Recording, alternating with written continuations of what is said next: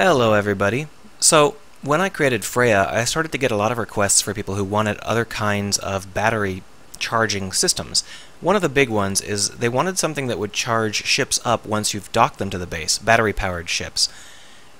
Freya doesn't really understand how to do that. If you attach a battery-powered ship to the base, she's just going to assume that it's more batteries for her to play with.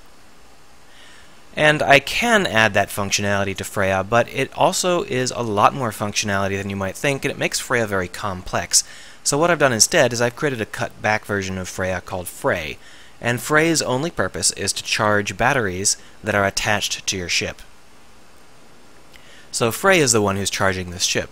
Now Frey and Freya get along just great. I've got a Freya for the batteries on board and a Frey for the batteries attached, and it does that based on the name of the battery. But Frey's a little bit more powerful than that, because Frey can also charge batteries on torpedoes, and then he can fire off these torpedoes. And that makes Frey a lot more useful if you wanted to do a battle fleet and you wanted to use batteries rather than reactors, because in survival mode, transferring uranium into reactors is necessary and it doesn't really work right, so it's much better to use battery-powered torpedoes instead, if you're using thrusters. So in this case, I've set up a variant of Frey with just different settings, and we're attached to this.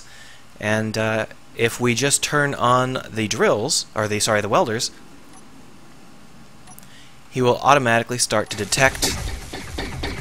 He'll detect that they are that there are some new batteries attached. He'll charge them to 50%, and then he'll let them go. Now, because this is a threshold-based system rather than a timer-based system, this ship requires no adjustments for being in survival mode versus creative mode with different drill times. It's all totally robust. The missiles aren't very good, but that's a different story.